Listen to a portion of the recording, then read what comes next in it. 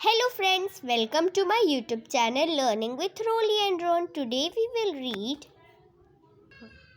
Social Studies for Juniors with online support by Coil Brothers Prakashan, Class 5. We will read page 101, The Revolt of 1857, chapter number 17. So let's start reading. India was known for its riches in the ancient times.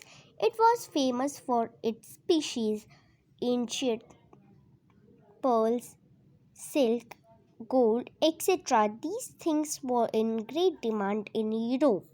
In 1498, Vasco da Gama, a Portuguese explorer, discovered the sea route to India. He landed at Calicut. He got permission from the ruler of Calicut to carry on trade with India.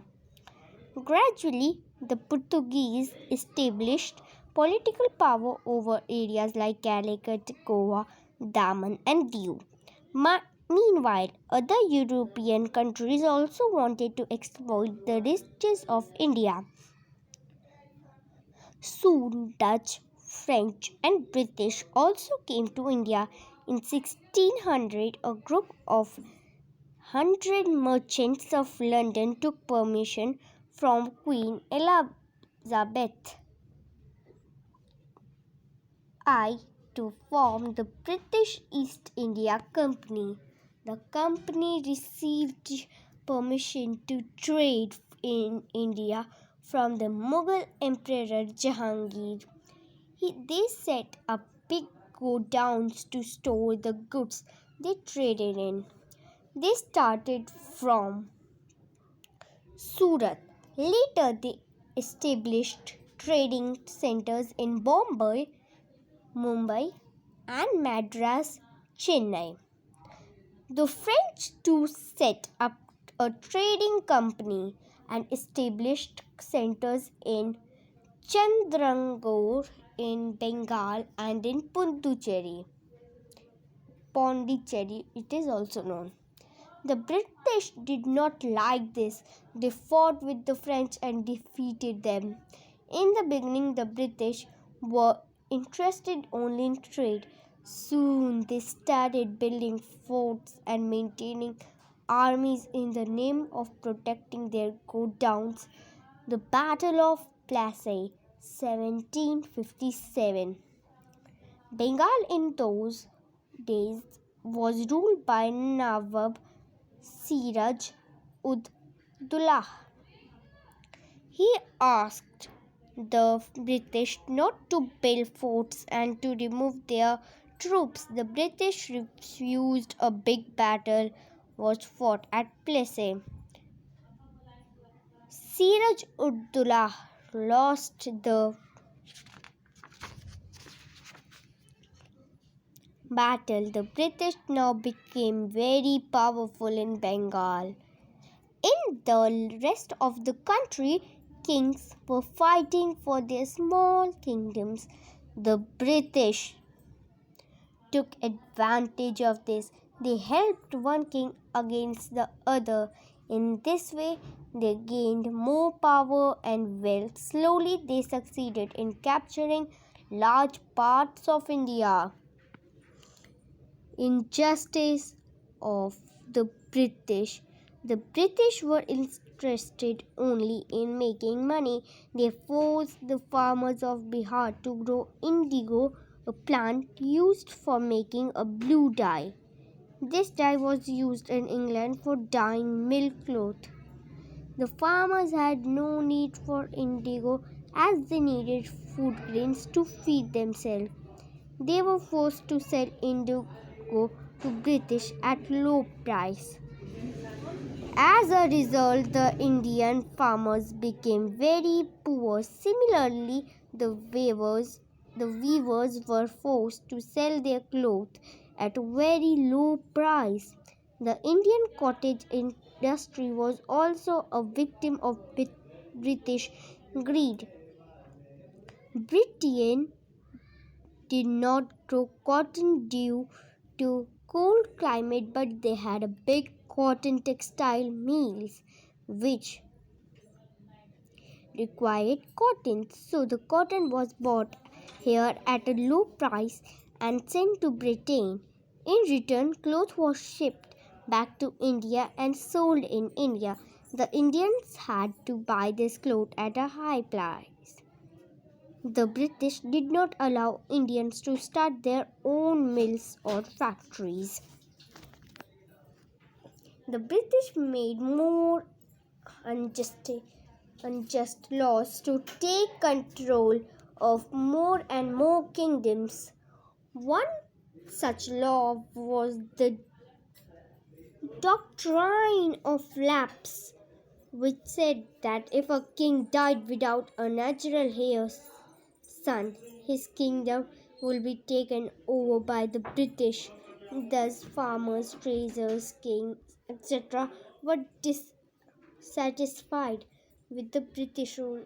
They wanted to oust the British from India. Revolt of 1857.